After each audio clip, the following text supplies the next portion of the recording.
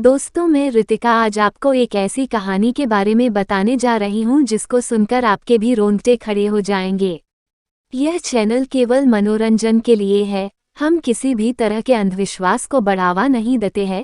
दोस्तों, आपको मेरे द्वारा बताई गई कहानी अच्छी लगे तो मुझे अपनी छोटी बहन समझकर चैनल को लाइक, शेयर और सब्सक्राइब जरूर करें। धन्यवाद। अब कहानी को शुरू करते हैं। कौन थी वह? भादों का महीना, काली अंधियारी रात। कभी कभी रह रहकर हवा का तेज झोंका आता था और आकाश में रह रहकर बिजली भी कौंध जाती थी। रमेसर काका अपने घर से दूर घोठे पर मड़ाई में लेटे हुए थे। रमेसर काका का घोठा गांव से थोड़ा दूर एक गदही तालाब के किनारे था। गदही बहुत बड़ी नहीं थी, पर बरसात में लबालब भर जाती थी और इसमें इतने घास फूस उगाते थे कि डरावनी लगने लगती थी। इसी गदही के किनारे आम के लगभग 5-7 मोटे मोटे पेड़ थे, दिन में जिनके नीचे चरवाहे गोटी या चिक्का, कबड्डी खेला करते थे और मजदूर या गांव का कोई व्यक्ति जो खेत घूमने या खाद आदि डालने गया होता था आराम फरमाता था। धीरे धीरे रात ढल रही थी, पर हवा का तेज झोंका अब आंधी का रूप ले चला था। आम के पेड़ों के डालियों की टकराहट की डरावनी आवाज उस भयंकर रात में रमेसर काका की मड़ाई में बंधी भैंस को भी डरा रही थी, और भैंस डरी सहमी हुई रमेसर काका की बसखटिया से चिपक कर खड़ी हो गई थी। रमेसर काका अचानक सोए सोए ही हट हट की रट लगाने लगे थे, पर भैंस अपनी जगह से बिना टसमस हुए सिरी हुई हटने का नाम नहीं ले रही थी। रमेसर काका उठकर बैठ गए और बैठे बैठे ही भैंस के पेट पर हाथ फेरने लगे।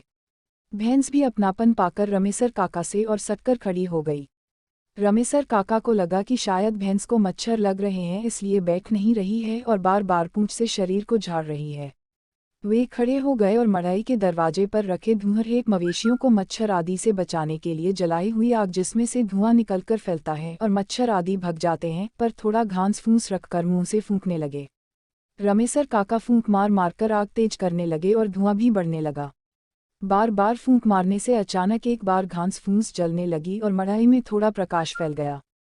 उस प्रकाश में अचानक रमेसर काका की नज़र उनकी बसखटिया पर पड़ी। अरे, उनको तो बसखटिया पर एक औरत दिखाई दी। उसे देखते ही उनके पूरे शरीर में बिजली कौंध गई और इसके साथ ही आकाश में भी बिजली कड़की और एक तेज प्रकाश हुआ। रमेसर काका डरने वालों में से तो नहीं थे, पर पता नहीं क्यों उनको आज थोड़ा डर का आभास हुआ। पर उन्होंने हिम्मत करके आग को और तेज किया और उस पर सूखा पुआल रखकर पूरा अंजोर प्रकाश कर दिया। अब उस पुआल के अंजोर में वह महिला साफ नजर आ रही थी। अब रमेसर काका उस अंजोर में उस औरत को अच्छी तरह से देख सकते थे। रमेसर काका ने धुआंधार के पास बैठे बैठे ही जोर की हाँक लगाकर पूछा, कौन है? कौन है वहाँ? पर उधर से कुछ भी प्रतिक्रिया न पाकर वे सन रह गए।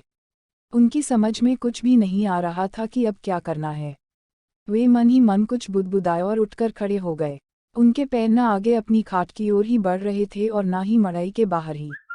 अचानक खाट पर बैठी महिला अट्टहास करने लगी। उसकी तेज, भयंकर, डरावनी हंसी ने उस अंधेरी काली रात को और भी भयावह बना दिया। रमेसर काका पर अब सजग हो चुके थे। उन्होंने अब सोच लिया था कि डरना नहीं है, क्योंकि अगर डरा तो मरा। रमेसर काका अब तनकर खड़े हो गए थे। उन्होंने मड़ाई के कोने में रखी लाठी को अपने हाथ में ले लिया था। वे फिर से बोल पड़े, कौन हो तुम? तुमको क्या लगता है मैं तुमसे डर रहा हूँ? कदापि नहीं। और इतना कहते ही रमेसर काका भी हा हा हा करने लगे। पर सच्चाई यह थी कि रमेसर काका अंदर से पूरी तरह डरे हुए थे। रमेसर काका का वह रूप देखकर वह महिला और उग्र हो गई और अपनी जगह पर खड़ी होकर तड़पी, तुम डरता नहीं है? एस न, बताती हूँ मैं तुझे। रमेसर काका को पता नहीं क्यों अब कुछ और बल मिला और डर और भी कम हुआ। वे बोल पड़े, बता क्या करेगी तू मेरा? जल्दी यहाँ से निकल, नहीं तो इस लाठी से मार मार कर तेरा सिर फोड़ दूंगा। इतना कहते ही रमेसर काका ने अपनी लाठी तान ली। महिला चिल्लाई, तू मुझे मेरे ही घर से निकालेगा? अरे, मेरा बचपन बीता है इस मड़ाई में। यह मेरा घर है मेरा। मैं बरसों से यहीं रहते आ रही हूँ, पर पहले तो किसी ने कभी नहीं भगाया। यहाँ तक कि भैया कुछ ग्रामीण क्षेत्रों में पिताजी को भैया भी कहते हैं, ने भी।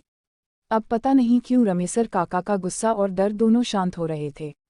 उनको अब लग रहा था कि उनके सामने जो महिला खड़ी है उसको वे जानते हैं, उसकी आवाज़ पहचानते हैं। रमेसर काका अब लाठी पर अपने शरीर को टिका दिए थे और दिमाग पर जोर डालकर यह सोचने की कोशिश करने लगे कि यह कौन है, और अगर पहचान की है तो यह चुड़ैल के रूप में भयंकर, विकराल चेहरे वाली क्यों है? तो यह बलेसरा बहन है क्या? अचानक उनके दिमाग में कौंधा। नहीं नहीं, बलेसरा बहन नहीं हो सकती, उसे तो मरे हुए 2500 साल हो गए। अब रमेसर काका अपने अतीत में जा चुके थे, उनको सब कुछ याद आ रहा था। उस समय उनकी बलेसरा बहन 12-14 साल की थीं और उम्र में उनसे 3-4 साल बड़ी थी। चारा काटने से लेकर गोबर गोहथार करने में दोनों भाई बहन साथ साथ लगे रहते थे। एक दिन दोपहर का समय था और इसी गढ़ी पर इन्हीं आमों के पेड़ों पर गांव के कुछ बच्चे उल्हापाती खेल रहे थे। बलेसरा बहन बंदरों की भांति इस डाली से उस डाली उछल कूद कर रही थी। नीचे चोर बना लड़का पेड़ों पर चढ़े लड़के लड़कियों को छूने की कोशिश कर रहा था। अचानक कोई कुछ समझे इससे पहले ही बलेसरा बहन जिस डाली पर बैठी थी वह टूट चुकी थी और बलेसरा बहन औंधे मुंह जमीन पर गिर पड़ी थी। सभी बच्चों को थकुआ मार गया था और जब तक बड़े लोग आकर बलेसरा बहन को उठाते तब तक उसकी लीला हो चुकी थी। रमेसर काका अभी यही सब सोच रहे थे तब तक उन्हें उस औरत के रोने की आवाज़ सुनाई दी, बिल्कुल बलेसरा बहन की तरह। अब रमेसर काका को पूरा यकीन हो गया था कि यह बलेसरा बहन ही है। रमेसरा काका अब ये भूल चुके थे कि उनकी बहन मर चुकी है। वे दौड़कर खाट के पास गए और बलेसरा बहन को इंक्वार में पकड़कर रोने लगे थे। उन्हें कुछ भी सूझबूझ नहीं थी। सुबह हो गई थी और वे अभी भी रोए जा रहे थे। तभी उधर कुछ लोग कुछ काम से आए और उन्हें रमेसर काका के रोने की आवाज़ सुनाई दी। उन्होंने मड़ाई में झांक कर देखा तो रमेसर काका एक महिला को इंक्वार में पकड़कर रो रहे थे। उस महिला को देखते ही ये सभी लोग सन रह गए क्योंकि वह वास्तव में बलेसरा ही थीं जो बहुत समय पहले भगवान को प्यारी हो गई थी। धीरे धीरे यह बात पूरे गांव में आग की तरह फैल गई और उस गढ़ी पर भीड़ लग गई। गांव के बुजुर्ग पंडित जी ने कहा कि दरअसल बलेसरा जब मरी तो वह बच्ची नहीं थी, उसकी अंतिम क्रिया करनी चाहिए थी पर उसे बच्ची समझकर केवल दफना दिया गया था और अंतिम क्रिया नहीं किया गया था। उसकी आत्मा भी भटक रही है। लोग अभी आपस में बात कर ही रहे थे तभी रमेसर काका बलेसरा बहन के साथ मड़ई से बाहर निकले। बलेसरा गांव के लोगों को एकत्र देखकर फूट फूट कर रोने लगी थी। सब लोग उसे समझा रहे थे पर दूर से ही। रमेसर काका के अलावा किसी की भी हिम्मत नहीं हो रही थी कि वह बलेसरा के पास जाए। बलेसरा अचानक बोल पड़ी, हाँ यह सही है कि मैं मर चुकी हूँ, पर मुझसे डरने की आवश्यकता नहीं है। मैं इसी गांव की बेटी हूँ पर आज तक भटक रही हूँ। मेरी सुध कोई नहीं ले रहा है। मैं इस गढ़ी पर रहकर अन्य भूत प्रेतों से अपने गांव के लोगों की रक्षा करती हूँ। मैं नहीं चाहती हूँ कि इस गढ़ी पर, इन आम के पेड़ों पर अगर कोई गांव का व्यक्ति ओल्हापाती खेले तो उसे किसी भूत का कोपभाजन बनना पड़े। इतना कहने के बाद बलेसरा रोने लगी और रोते रोते बोली, मुझे एक प्रेत ने ओल्हापाती खेलते समय धक्का दे दिया था। आगे बलेसरा ने जो कुछ बताया उससे लोगों के रोए खड़े हो गए। बलेसरा ने क्या क्या बताया इसे जानने के लिए इस कहानी की अगली कड़ी का आपको इंतजार करना पड़ेगा। आखिर वो प्रेत कौन था जिसने बलेसरा को धक्का दिया था? इन भूत प्रेतों की दुनिया कैसी है? यह सब जानने के लिए इस कहानी की अगली कड़ी का इंतजार करें।